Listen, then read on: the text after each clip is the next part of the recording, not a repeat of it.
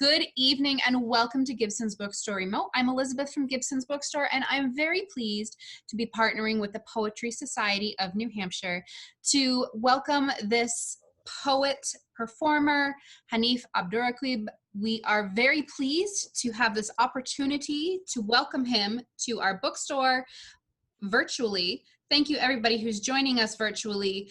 Hanif's books are available from Gibson's Bookstore, and he has graciously signed book plates and mailed them back to us, so we will be including those with any purchase of his books from our bookstore. Jimmy, please welcome our special guest.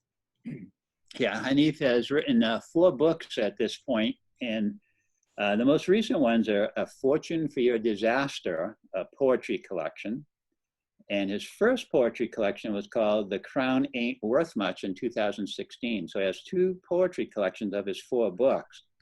So there's a wide range of writing. And that The Crown Ain't Worth Much is the one that was a finalist for the Eric Hoffer Prize. And that's why I've been rereading this Eric Hoffer book that I mentioned before. And he also wrote They Can't Kill Us Until They Kill Us, a collection of essays. I'm going to actually focus on the prose when I start reading them. I haven't read them yet, except I've been searching online on his website. And I want to read his collection of essays and his nonfiction book, Go Ahead in the Rain, Notes to a Tribe Called Quest. And I'm fascinated by a Tribe Called Quest, a musical group. So Hanif has written essays and comments about music, and I hope maybe he can talk about a Tribe Called Quest later if he gets a chance, because I'm really interested in them. And if anybody out there wants to hear them, you might look up Electric Relaxation on YouTube and listen to it if you're curious about that group. And so with that, I'll turn it over to Hanif. Hey everyone. Thanks for coming out, or staying in or being in and hanging here. It's a real pleasure to be here. I talked to Christopher Clausen when doing this or setting this up, and that corner of the country, the Northeast, but New Hampshire in particular has been so good to my writing for as long as I've been writing, and so it's so good to kind of like be in the space as much as one can be in the space. I think Jimmy has a plan for me to read and then take questions and then like intersperse the reading with questions, which I am up for. And so I suppose if you all have questions, you can just like drop them in as I'm reading, and then is that the plan, Jimmy? Yeah, that would be part of the plan. We'll see how they do. And, I have a few myself along the way. And okay. And for those who might be tuned in who know me, you can ask about whatever. Like it doesn't just have to be about writing. It can be about music or popular culture or sports even, or whatever you want. But I'm gonna read the first poem in Fortune. This poem is called The Prestige. The poem begins not where the knife enters, but where the blade twists. Some wounds cannot be hushed, no matter the way one writes of blood and what reflection arrives in its pooling. The poem begins with pain as a mirror, inside of which I adjust a tie the way my father taught me before my first funeral, and so the poem begins with old grief again at my neck. On the radio, a singer born in a place where children watch the sky for bombs is trying to sell me on love as something akin to war, and I have no lie to offer as treacherous as this one. I was most like the bullet when I viewed the body as a door, but I'm past that now. No one will bury their kin when desire becomes a fugitive between us. There'll be no folded flag at the doorstep. A person only gets to be called a widow once, and then they're simply lonely. The bluest period. Gratitude not for love itself, but for the way it can end without a house on fire. This is how I plan to leave next. Unceremonious as birth in a country overrun by the ungrateful living. The poem begins with a chain of well-meaning liars walking one by one off the earth's edge. That's who died and made me king, who died and made you.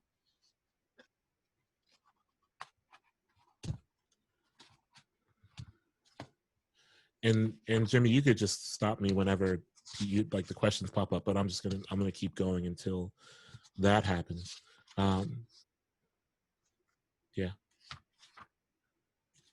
I'm gonna read a couple of Connecticut poems, since this is an audience who is at the very least familiar with Connecticut. Watching a fight at the New Haven dog park, first two dogs and then their owners. The mailman still hands me bills like I should feel lucky to have my name on anything in this town. And I've been here 14 months, and all I get is paper telling me who I owe and when I owe them and what might be taken from me if I don't hand over the faces of dead men. And I love the electric architecture of noise on the corner of Chapel and State, where the old dudes who drown their afternoons in warm liquid build porches from neon glass and yell, "I see you, boy," at the Yale kids who walk by dressed in salmon-colored windbreakers, regardless of whether the wind is present or asking to be broken. And I, too, dress for the hell I want and not the hell that is most likely coming. And at the fence outside the dog park, my own dog pulls towards home, and all my dogs pull towards home, and I am a leash sometimes, and I send flowers to funerals from 3 states away now, and I'm saying that which forces us to bare our teeth is all a matter of perspective. And inside the dog park, a game of fetch has gone awry, and the dog that looks like a wheat field is circling the dog that looks like a melted ice cream cone, and the wheat field is all teeth, and the melted cone is a trembling mess. And when the stakes are most violent, I suppose we all become what we resemble most. And what I mean is that the men on the corner are only drunks until the cops come, and then they are scholars. And I am from the kind of place where no one makes a fist if they aren't going to throw the thing. And when the wheat field lunges, the melted cone knows what's what and sidesteps the glistening teeth with impeccable precision. And I can't believe that all of this is over a stick, but I imagine that to a dog, a stick is an entire country. And surely I've thrown hands in the name of less, and the dogs have owners, and the owners are chest to chest and yelling at each other about which dog started the fight that is a fight in name only, the wheat field dog lunging and missing and lunging and missing. And I feel guilty when I start to hope that the dog owners throw a punch at each other, just so I can remember what it looks like when a fist determines its own destiny. And I haven't seen a real fight since Chris from Linden mopped up some kid from the suburbs back in '02 outside the Dairy Queen after the kid had one too many jokes about Chris's pops catching 25 years in the back of some real shit. And Chris knocked that boy out so fast he ain't even get touched. And we carried Chris home with his clean face and clean hands. And so I don't really have time for all this theater at the dog park. And I am getting too old. And I want only a good dog most days. And I'm saying I want a dog that will never ask me to finish something it started. I'm saying I want a dog that will never make me clean its blood out of the streets. You know, I remember in one interview, Hanif, you talked about Ohio and Connecticut, almost like they're people, like almost like they're monolithic. I know you love Ohio and Connecticut. You had some problems there, I think, right? Some bad times. Yeah, I think the problem I had in Connecticut was living there, but yeah, it wasn't my favorite place. Yeah. Sorry to anyone who might be in Connecticut. Hanif, we have a question here asking, how are you showing and receiving love from a distance this year? That's such a good question. You know, at the start of the pandemic, I had got it in my head. So I have anxiety. I have a couple of anxiety disorders, and I wasn't living alone at the time, but was preparing for a life where I knew I'd be living alone. And so I started this like pen pal group with, at the time, mostly strangers who live alone and who have anxiety. And it's a pen pal group in almost name only, right? Because we don't really write each other letters as much as we send each other photos or send each other playlists or send each other these small things that have made us happy or energized us or propelled us to, you know, kind of push ourselves back into the world in a newer, better, more different way. So that is one thing, is kind of falling into the good graces of my like fellow anxiety people. Another thing that I've been thinking about too is opening up my possibility and potential, this, if there is a gift, any gift that I have with language, thinking about how I can manipulate that language, not in a bad way, but manipulate its ability to echo unexpectedly and extend its reach until that reach kind of falls upon the people I miss. And what I'm mostly saying is I'm speaking in plainer language. I'm telling the people I miss them without being vague and without relying on language that makes them kind of have to excavate that messaging through layers of beauty, and just plainly saying, I miss you at the top of the phone. And so that's kind of been where I've been at. I'm never very good at receiving affection, but I'm working on it. We have several questions about music. Several people are asking, what are the albums behind you? Someone has asked, what music and podcasts have you been enjoying recently? And someone here, let me see, said, Jillian asks, I read recently that the brain processes the sounds of poetry and music similarly. Mm-hmm. How do you think your love of music impacts the way you write poetry or prose? What music artists do you see influencing your work? Well, the thing about poetry for me, I'll answer that first, because I think the thing about poetry for me that I learned, because I came up in slam, but even before that, I think that the writing of poetry is a sonic practice, and treating it like a sonic practice is really thoughtful. What I mean is, every first draft I write, I record myself reading it. I don't like hearing my own voice. I know most people don't like hearing their own voices, but there's something really valuable I found in the recording of myself reading a first draft and then hearing it back to me, because the way you read the language you write is like building a tiny symphony or a tiny orchestra that through the editing process you have to hone. You have to tune all the instruments. You have to align all the instruments well. In thinking about poetry and the writing of poetry as especially the editing. I think the editing is really what I'm trying to get at. Thinking about that process as a band leader instead of, this kind of under the hood of a car tinkering kind of thing. Thinking about it with some beauty and assigning some beauty to language that, when pressed up against other language, makes a string of sound. That's more exciting to me. I like to think about the editing of a poem like tuning a guitar, where every single string has to have its own clarity and fidelity, but those things have to serve the full body of the instrument, the full body of the poem. So that's my answer to that. Today, an album by Black Star Kids came out that I loved a lot called Whatever Man. A group called Girlhood released their self-titled album that I love a lot. There's a new EP by the band Pup that I've been listening to all day. I have enjoyed the new Ariana Grande single. So that's kind of what's in per podcast. I just finished work on a podcast called Lost Notes. And so I'm just not in a place where I can listen to any podcast because that one took up so much of my time and energy that I just don't have it in me. But I have heard that podcasts are good.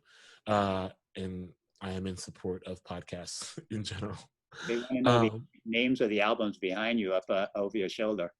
Yeah. The Stylistics, You Are Beautiful, Germ-Free Adolescence by the X-Ray Specs, Blondie's Plastic Letter, Emotion by Carly Rae Jepsen, and this last one is Little Richard Live in Paris, 1966.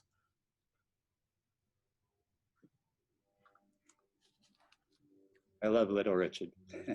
I do too. I miss him so much.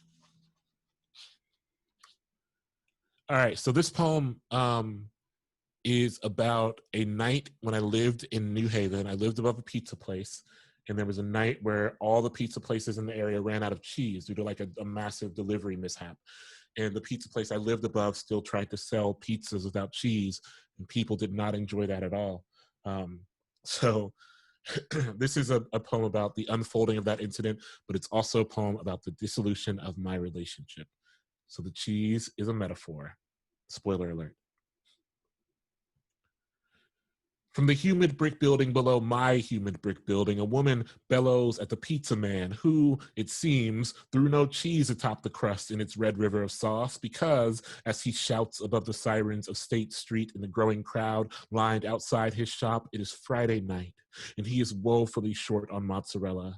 And there are far better pizza options on every corner of this city, overpriced, and tonight bursting at the seams with lonely people who will seek the warmth spilling from the edges of a cardboard box and onto their laps and into their fingers on the walk back to a newly empty apartment. I love the heat. for how it separates the desire for touch from the practicality of it. If it gets too hot to fuck, as it did for Mookie and Tina, then we're all on our own sinking islands anyway. There is no cheese in this town anymore. And what could be worse than the fraction of a dream behind every door you crawl to? It is Friday, and surely some of my people are praising the fresh coin in their bank accounts, and what a tragedy to spend it on a half-finished freedom. And the argument below has poured out into the streets and the waiting masses, and I imagine that this is no longer over cheese, but over every mode of unfulfilled promise, the cluster of sins still stuck to a body fresh from the waters of baptism, the parent who must dig a grave for their youngest child. From below, a man yells, "There are only 3 ingredients. You can't even get that right." And isn't it funny to vow you will love someone until you are dead? You once talked about writing your own story and not someone else's. A lot of people are asking me about if these are autobiographical memoir, and if that helps you to have like a catharsis as you write this poetry. I don't know if I would ever, well, yes, in short, yes. I mean, Fortune, this book particularly is, I would say, immensely autobiographical.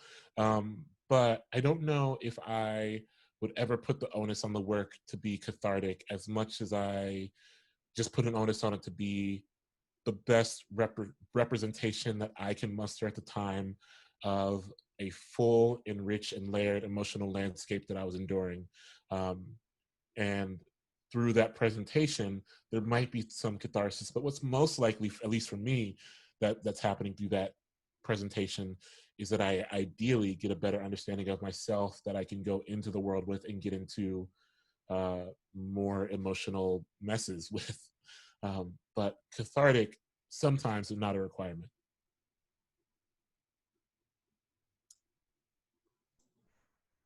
Okay. You find that that writing poetry helps relieve and manage your anxiety? No, sometimes it makes it worse. But I do think all poetry is for me is really clarifying. So poetry in some ways clarifies my anxiety. It clarifies where the voice in the house is coming from. But it is still my responsibility to, in some ways, make sense of what the voice in the house is telling me. And sometimes it makes sense for me to find a new house to live in. But poetry perhaps is good for locating the voice, which I suppose is the first step.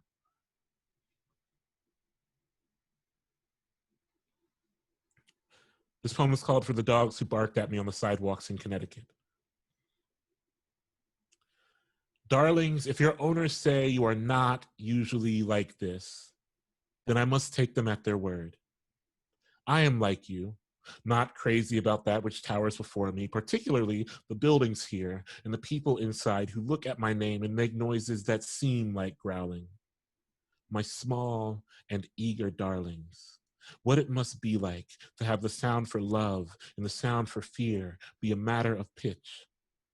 I am afraid to touch anyone who might stay long enough to make leaving an echo. There's a difference between burying a thing you love for the sake of returning and leaving a fresh absence in a city's dirt, looking for a mercy left by someone who came before you. I am saying that I, too, am at a loss for language, can't beg myself a doorway out of anyone. I am not usually like this either. I must apologize again for how adulthood has rendered me, us, really. I know you all forget the touch of someone who loves you in 2 minutes, and I come to you a constellation of shadows, one's hands. Listen, darlings, there is a sky to be pulled down into our bowls. There is a sweetness for us to push our faces into. I promise I will not beg for you to stay this time. I will leave you to your wild galloping. I am sorry to hold you again for so long. I am in the mood to be forgotten.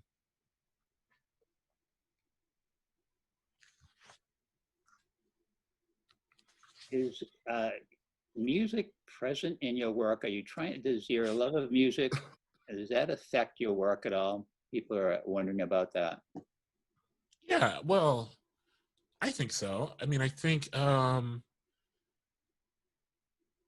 my poetry, I'm assuming people are asking about, is impacted because of what I talked about earlier, where it's like my practice revolves around this understanding of sound and what sound is capable of, and how music or how language can rise to the occasion of sound when it is put in a position to do so.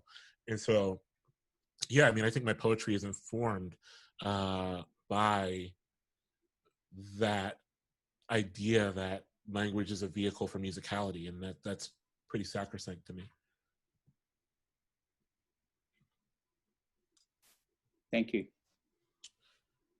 This poem is called "I Tend to Think Forgiveness Looks the Way It Does in the Movies."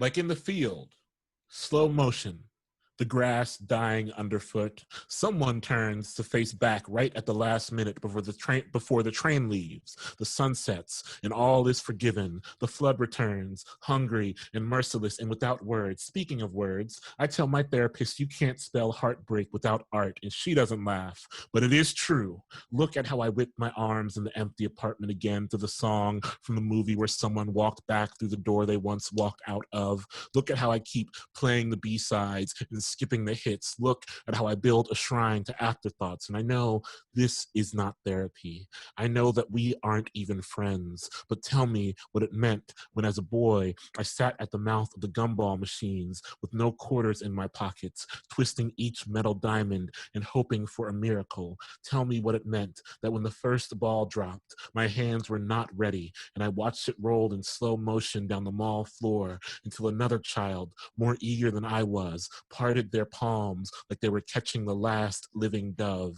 Tell me what it meant that I did not weep when the child pushed the gumball between their teeth with their eyes on me the entire time. Tell me what it means now that one cannot say the word heartbreak without the lips making a soft circle of themselves at the opening of break, as they might also to beckon a kiss. Is it that memory is a field with endless graves? We've had a few questions about favorites. Do you have, Sonia wants to know what your favorite place is in Columbus. Joshua wants to know what your favorite thing to bake is. And then someone wants to know, do you have a favorite word for how it sounds or what it means or both? My favorite place in Columbus that still exists, given, the long arc of gentrification. My favorite place in Columbus is the Franklin Park Conservatory, which I live kind of near, because it's just a long park with a lot of winding trails and beautiful views of trees that are changing right now, and I am obsessed with the changing of the trees. Do I have a favorite word? I don't think I have a favorite standalone word, but I'd have to I have some favorite words that, like, within a run of language excite me. So I have like favorite runs of words that when paired with each other make me very happy. Though I'd have to think on that. My favorite thing to bake is not what I'm actually best at baking. So what I really love German chocolate cake, and it is a challenge for me to bake it well. I've tried a couple times, and it always comes out fine. I mean, it comes out like, it's chocolate. At the end of the day, like, even if it comes out poorly, it's still chocolate cake with frosting. But it's a challenge because it's so dense, and you've got to like treat it gently. And the frosting has so many moving parts, and the frosting's a little harsh, and so when you lay the frosting atop the cake, it can get a little tricky. But I love the challenge of it. Carrot cake's another one where I kind of love the challenge of baking it. In that challenge, I love kind of like rising to the occasion of baking a carrot cake when I can. But I like baked some donuts a couple weeks ago, and just strictly baking that. I didn't fry them or anything. And the process was so easy and fulfilling and good. It was great. I might do that again this weekend. It was a lot of fun.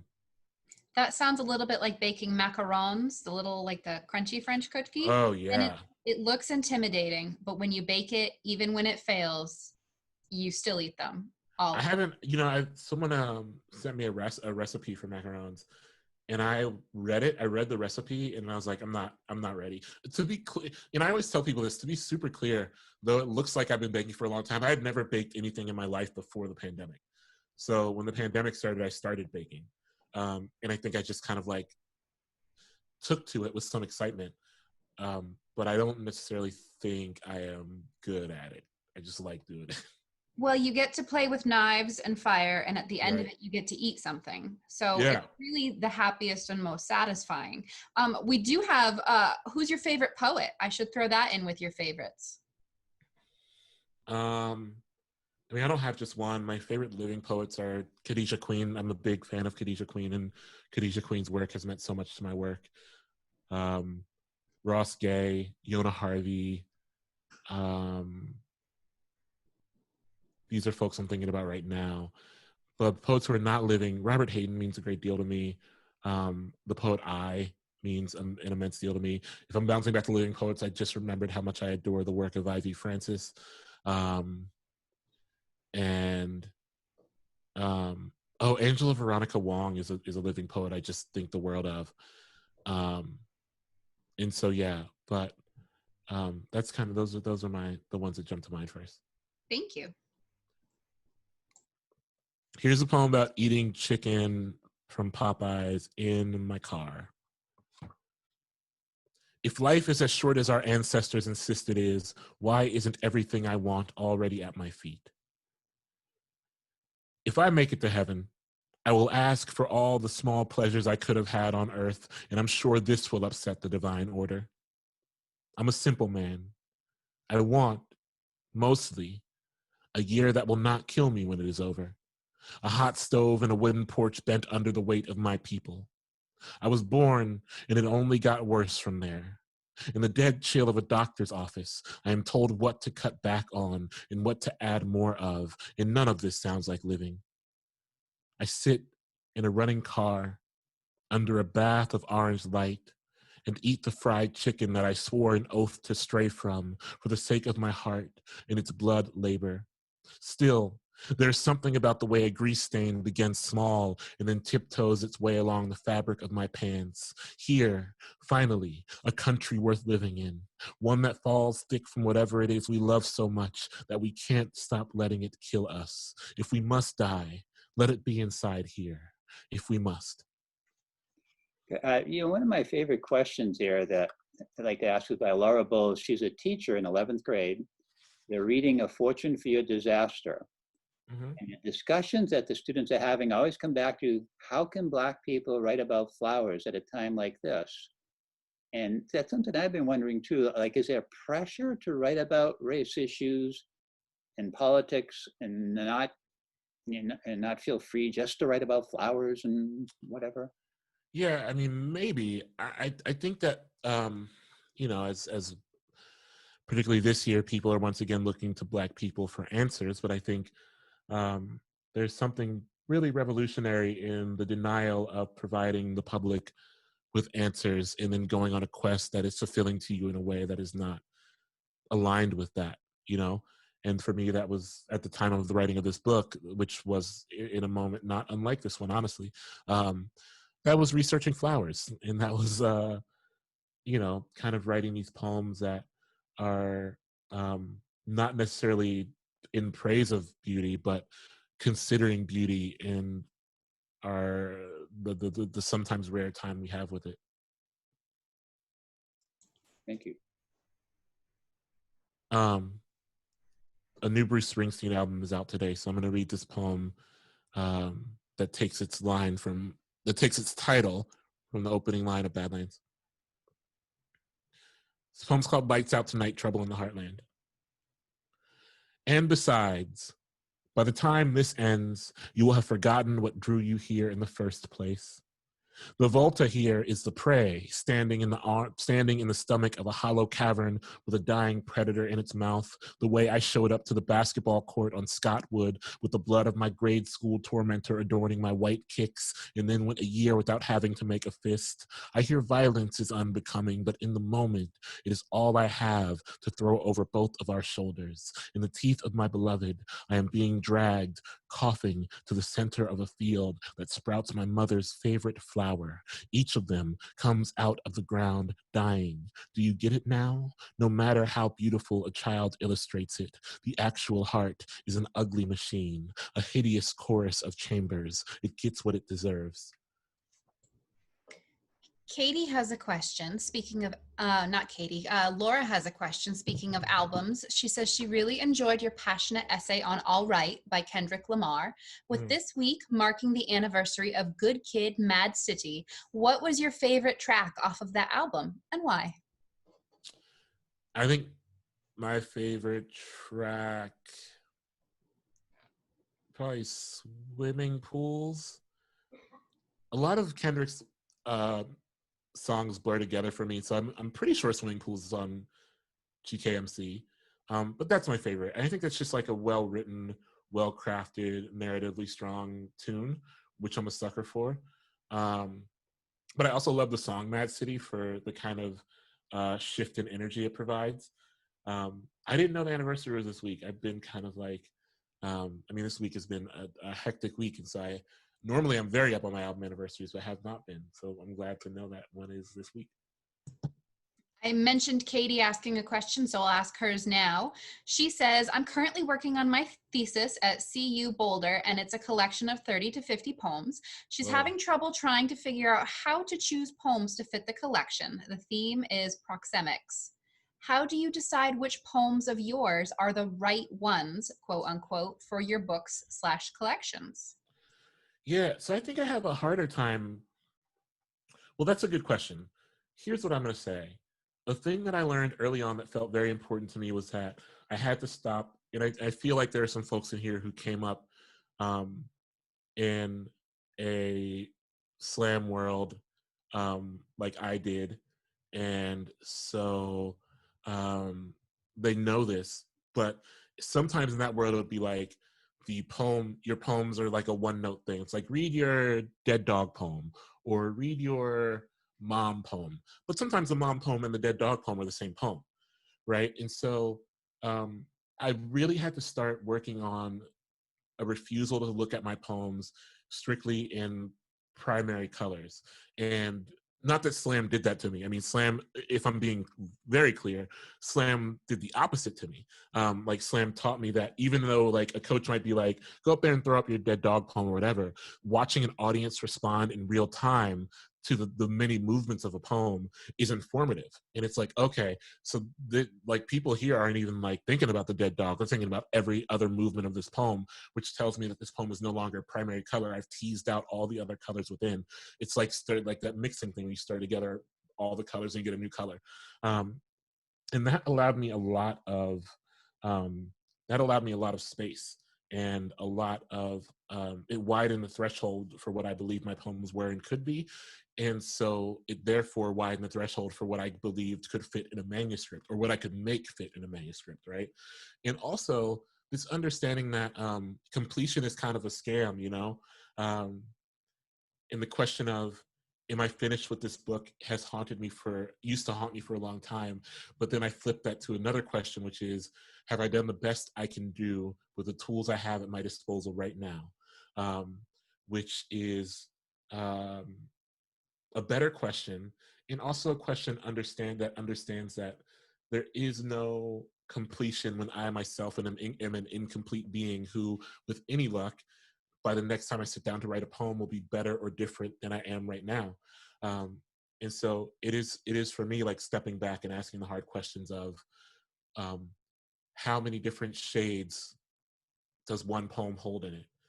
And do any of those shades braid together with another shade in this project? That's a really wonderful answer. Thank you so much. Yeah, and good luck on the thesis. Yeah.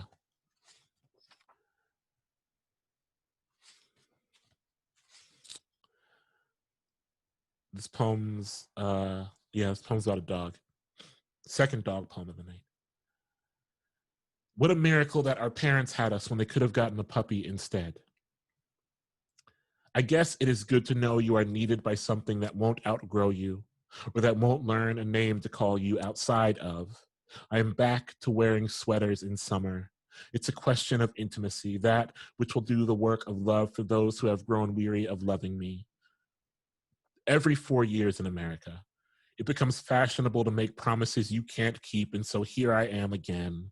I tell you I will try to make it to your brunch, reading, karaoke night, and then I draw a blanket over my chest and look to see who will deliver me something warm. I hold a face in my palms and turn it toward a field of sunflowers, their bright ridges arched into the night's humid mouth. I say I will always be here as I am now, and the true lie is that time doesn't already have its talons in all of our backs, pulling a younger version of ourselves, thrashing to the gates after each passing hour. I am lying, too, about my dog and what the years have done to her.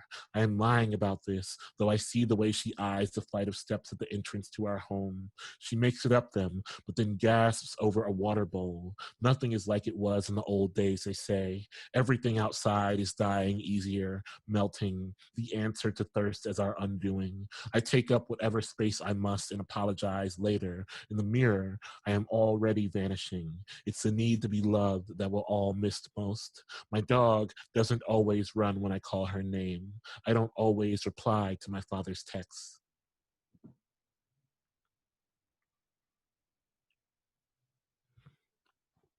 Okay. I'll read one of the flower poems. I'll read the first one I ever wrote, which I think is the last one in the book. And this was written after I very literally ran over my neighbor's peonies and was very sad about that. My neighbor forgave me very, very kindly. How can Black people write about flowers at a time like this? Forgive me, for I have been nurturing my well-worn grudges against beauty. I am hoping my neighbors will show some mercy on me for backing my car into the garden and crushing what I will say were the peonies, a flower with a short season, born dying. Some might say it's a blessing to know your entrances and exits. Forgive me, for I have once again been recklessly made responsible for the curation of softness and have instead returned with another torrent of viciousness. In the brief moment of their flourish, at the opening of spring, I drove across state lines to gather peonies for a woman who loved me once. As a way of surrender, I pull the already dying thing from the earth in a mess of tangled knots, and I insist that you must keep it alive for a year, even after it so desperately wants to be done with the foolishness of its living. The last thing I ask of this relationship is to burden you with another relationship. It is so delicious to define the misery you are putting a body out of. And just like that, we are talking about power. How awful this must be for you, I whispered as I closed my eyes and put the car into reverse.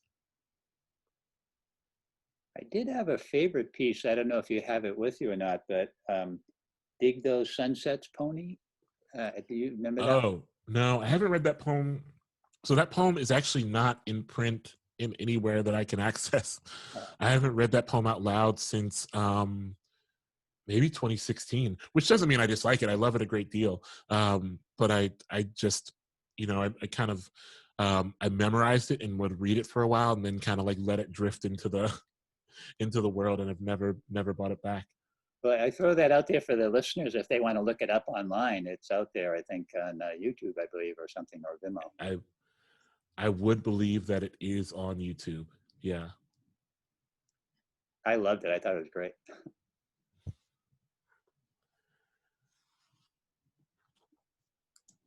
Okay. I don't know how long I should keep going for, but I'll read another poem.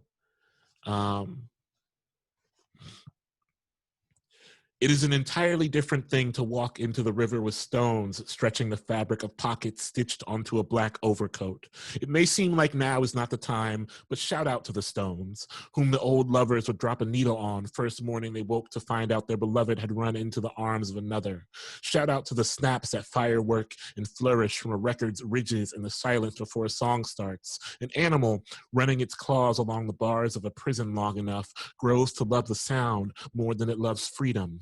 Mick Jagger got a pregnant Mary Clayton out of bed at midnight because he needed someone to sing the word murder like they were trying to squeeze it through a barbed wire fence without opening a wound on their own fingers. And Mary Clayton got home from the studio and miscarried. And when her voice tears at the air on the second syllable of murder, Jagger whispers, "Wow." And the song must hold up despite death, and it must still be able to sell a car or a sandwich or a war, no matter how many grains of sand it kicked down the tunnel of the hourglass. And it must be able to play in a market where two people trace entire futures out of each other with a cascade of stolen glances. What backstory, what suffering are you willing to make your soundtrack while pulling a zipper south or hiding a condom inside of a hotel Bible? Shout out never to my sins themselves, but always to the child they made me when I was consumed by them. Shout out to the names of boys I wish were never born, and how I have held each name in my pocket and walked to the water's edge. We have a woman here who said, as a Black woman, I've been struggling with finding a community within primarily white institutions. How do you find your academic community, your people within PWIs? To be fair, I can't give the best answer to this, sadly, because I'm just not in academia much. I don't have an MFA. I didn't study writing in college, and I was in college so long ago. I don't teach. I've done like a couple guest workshops, but I don't really teach consistently. And so I guess the advice I have might stretch across my own life, and it's that, I think outside of academia is where actual healing, I'm just speaking from the experience of Black folks I know. Outside of academia is where actual healing, intimate and thoughtful communities have been built that are not beholden to the structures of academia to kind of prop them up. Because I think once you remove those structures, there are newer and better and more unique ways for us to love each other that are present. I work with teen poets in New Hampshire, trying to do like a teen poet laureate program. And one of our projects is to search for more young Black poets and try to get them out. And so if anybody out there that's listening in today wants to help out, feel free to contact me. Hanif, we have a couple questions about what's next for you. Is there a plan for more books of essays? Can you talk about your upcoming book, A Little Devil in America? Mm-hmm. Did you watch a lot of performances to write it? What was your experience with publishing with a major publisher? What's next? A Little Devil in America comes out in March. I immersed myself in particularly, deeply specifically, Soul Train line videos. I watched hours of them, and not just ones online. I found archives. At one point I had VHS tapes mailed to me from people who had just recorded them. So I immersed myself in videos of performances. I watched Aretha Franklin singing at funerals. I watched the film Amazing Grace. I just rewatched it the other day, so now I've watched it 6 times in my life. I really immersed myself, even sometimes in performances that had nothing to do with the book, just because there was a real ecstasy and pleasure I was reaching for. I wanted to write a book that felt good to me, that felt exciting to write, that felt thrilling at every turn, and that didn't feel like I was giving up a part of myself in order to create it. And immersing myself in these performances and these videos was so thrilling. And so the short answer there is, I watched a lot of performances and still do. I built a habit out of it. I built kind of like a creative habit out of it where now I still find myself returning to some of the stuff I watched and still kind of digging my heels into the watching of things that I loved. I have yet personally to see a difference working with a larger publisher in a university press or a smaller press, which has been kind of my route before. I am sure there are some differences that will leap out when the book is published and all of that, but so far, the one thing that I will say is I was surprised they gave me as much control as I had over the book cover. Because that's something you just think you lose as you, University of Texas Press had so much control of the book cover, and $2 Radio had so much control of the book cover. And I was really surprised that Random House really let me kind of push, really push forward on the book cover I wanted, and not let up. So that is really generous. That is very surprising. That's not very common. So congratulations. Apparently you have enough sway that they are giving you some creative control there. So we also have a question. Yeah, Why I mean, I think it's... Go ahead. Oh, I was just going to real quick say, I think I got some of that creative control because I, not that this is going to sound like a pat on the back, but I've kind of overseen and designed, or like largely helped design all of my book covers, and I think they've come out well. And so I think I've earned a little bit of trust where, you know, I don't really have good taste in anything except like book covers and home decor. Hannah wants to know, why did you decide to write a book about A Tribe Called Quest?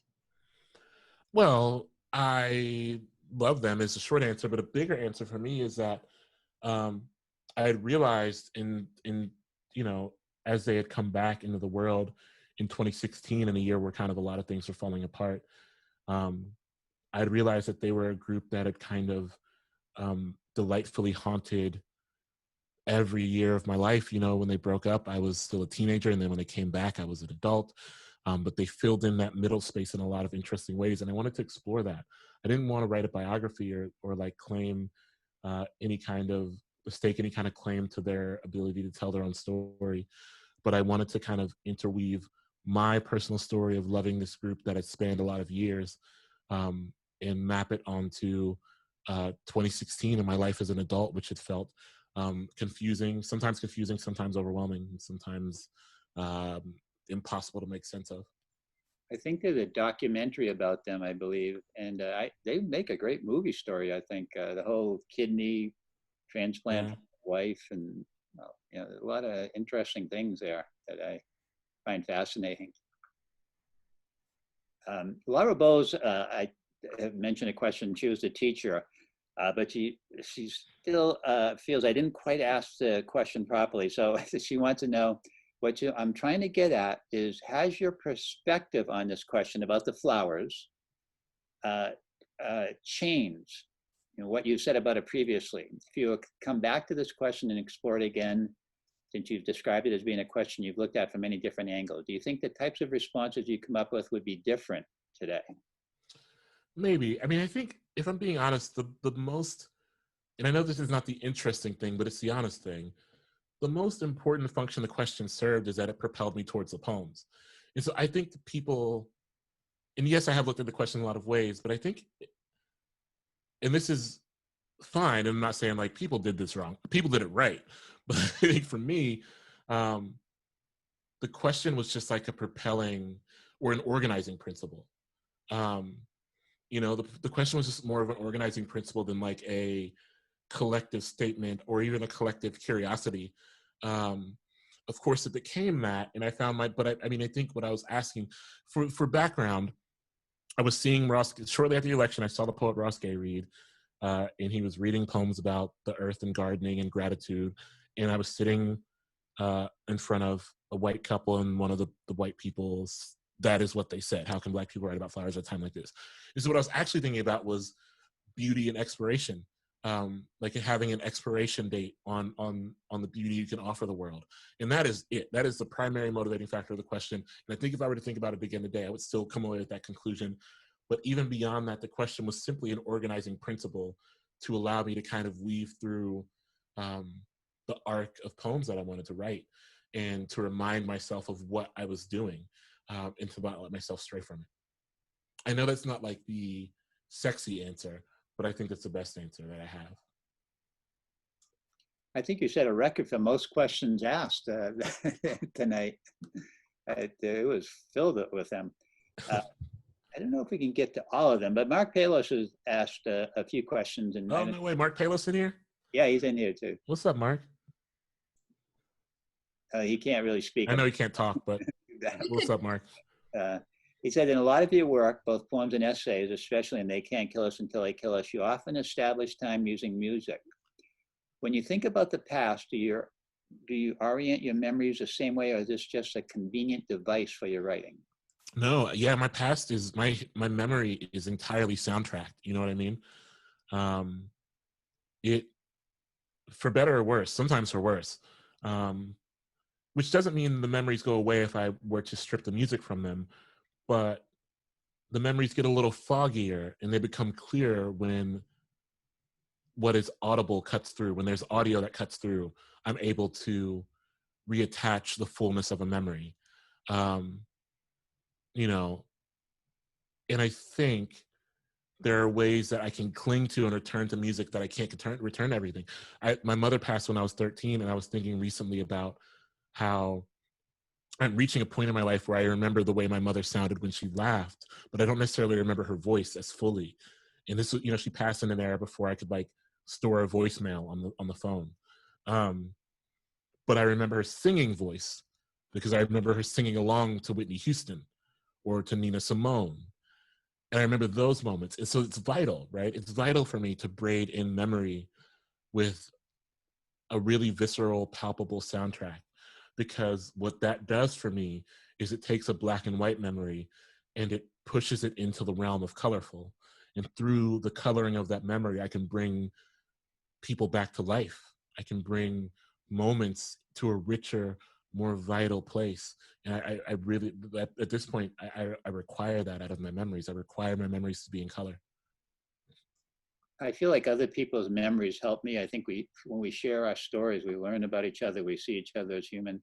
Yeah. It always makes me feel good when someone says, yeah, that happened to me too, or something similar. Maybe you feel that way sometimes. Absolutely. Yeah. Yeah.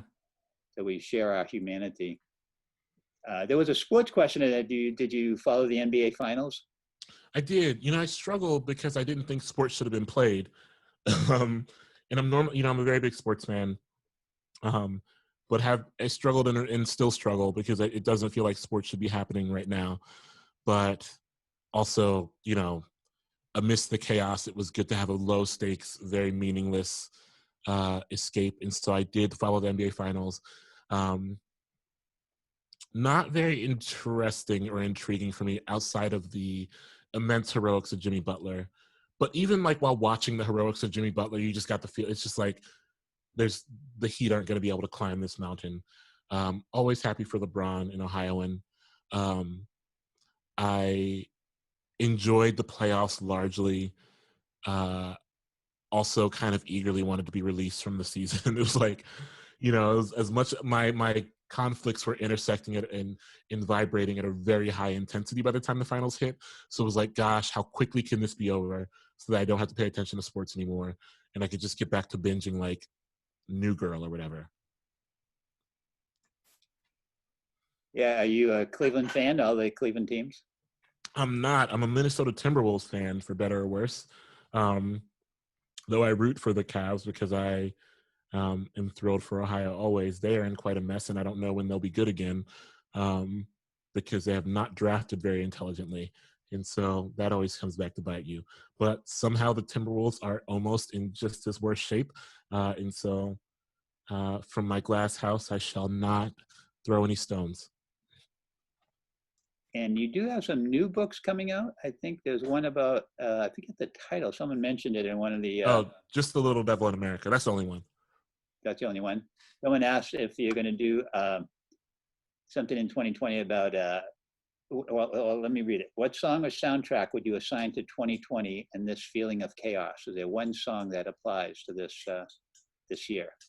For me, for my personal corner of chaos, would be the song Punisher by Phoebe Bridgers, which is like a kind of low and slow dirge that requires, at least for me, it's like a little bit about trying to crawl oneself towards self-realization that they might not be happy with the results of. And there is no greater project in my life than the project of that. And Laura Wakani wants to know if you'll have a collection of essays outlining your soundtrack, summarizing our 2020 experience, maybe essays on different music from this year. Probably not. I genuinely think that my urge to write about this year is probably going to be non-existent. One, I think that there are people who are going to do it better, undoubtedly. But what's also true is that I think my interest in squeezing anything emotionally worthwhile out of this year has to happen off the page before I can even consider putting it on the page. And I feel like I am years and years away from squeezing anything emotionally worthwhile out of this experience off the page. And so my desire to write about this year is really next to zero. Do you think of yourself as political?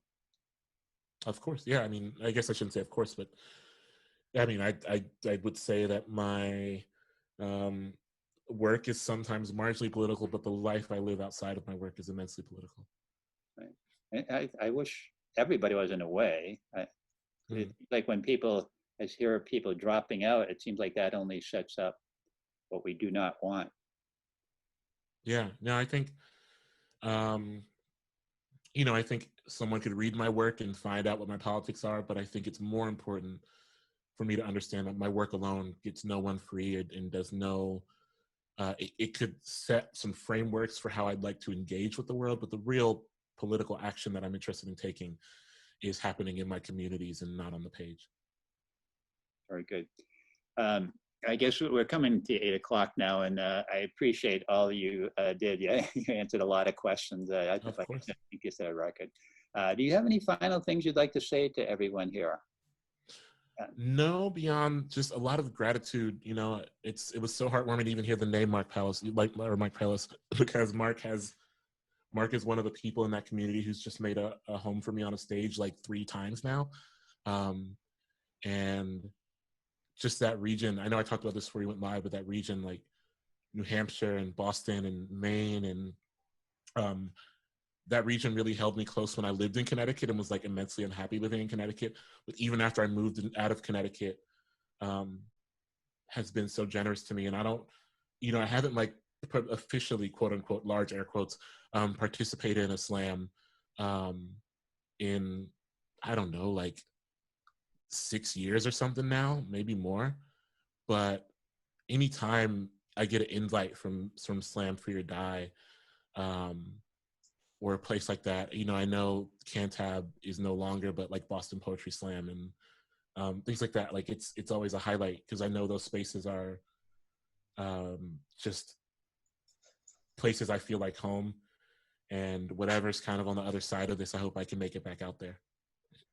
Good. And if you ever need anything from me at the Poetry Society, just let me know. I organize these Zoom events. I'd be more than happy to set you up again at any future time, or anyone too that would need support. Have them contact me. Yeah, thank you all so much. I want to know this question. I have one question here that I'm dying to ask you, and then maybe you can read us one poem to take us out. Sure. But Megan asks, how do dogs appear in your poetry, and how has getting your dog Wendy changed your writing? Oh yeah, well, it's funny because the dog that is like apparent in this book is not Wendy. It's another dog.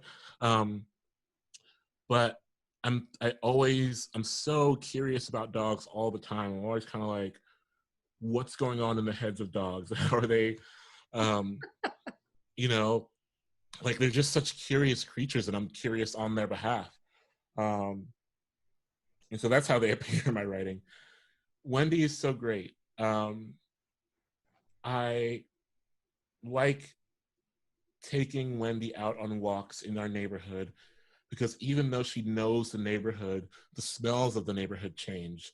And so in some ways, even if we're on a familiar path, she can stumble upon something anew, and it opens up an entirely different world for her.